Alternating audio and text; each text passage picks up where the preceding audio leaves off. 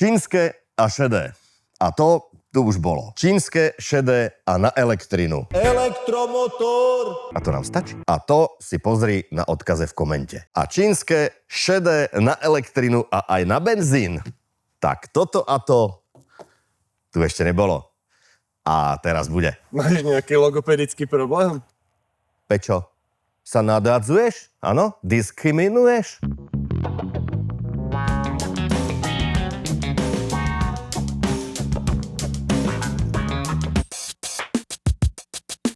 Jedna peťka, 4 valce, benzín, batéria a elektromotor. A to je mocný reťazec. 212 koní a 300 Nm. A to stačí. Elektrický dojazd v meste 120 km. A to dáš deti, robotu aj pobedné jogurty. Dojazd celkový 1000 km. A to nie je pravda. Tá hovorí 800. A to je tiež fajn. Spotreba 2 litre. A to iba keď máš nabité. Toto a to. Keď nemáš, tak 5. Naleješ 45 litrov. A to je málo. Nabiješ za 3 hodiny. A to je dlho. Time Siva je za 750+. Pri elektrickej verzii je zadarmo. A to je čudné. Super hybrid s technológiou DM. Čo to je? Že máš najnovšiu generáciu plug-in hybridu od BYD. Že jazdíš s prioritou elektrického pohonu a spaľovák iba podporuje. A užívaš šepkavo tichú prevádzku. Takto okolo komína. A to na diaľnici vôbec neplatí. Že keď sa zrazu rozhodneš, zájdeš aj ďalej. Oveľa ďalej ako na elektrickej verzii. A to je oslobodzujúce. Kam by som dnes vybehol? Zanzibar.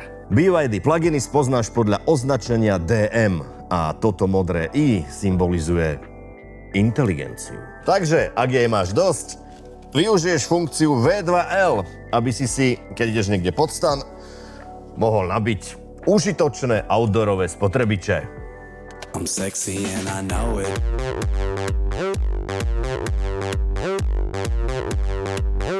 Adaptívny tempomat je váhavý a to ťa znervozňuje.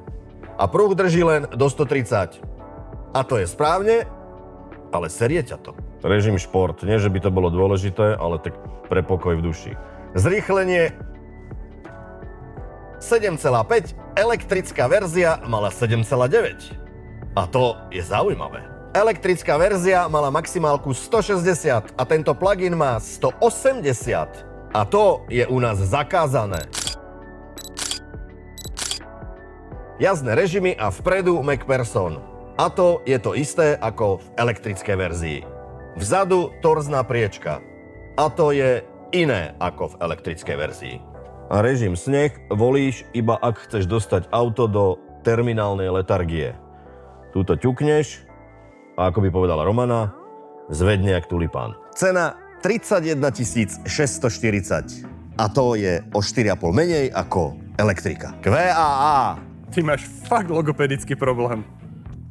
Sposty. Akože Q&A. To sú ako písmena, ktoré v anglickom preklade označujú, že otázky a odpovede.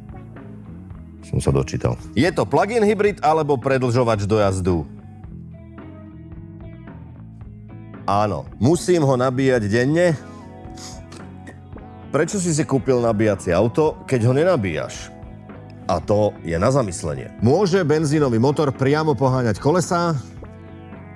Môže, pri vysokých rýchlostiach, lebo je to efektívnejšie. A to sa oplatí. Zaplavičí na Európu.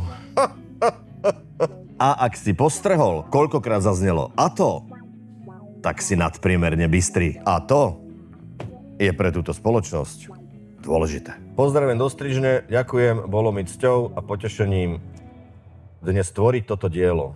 Myšlienka na záver. Vnútorný pokoj je nové bohatstvo.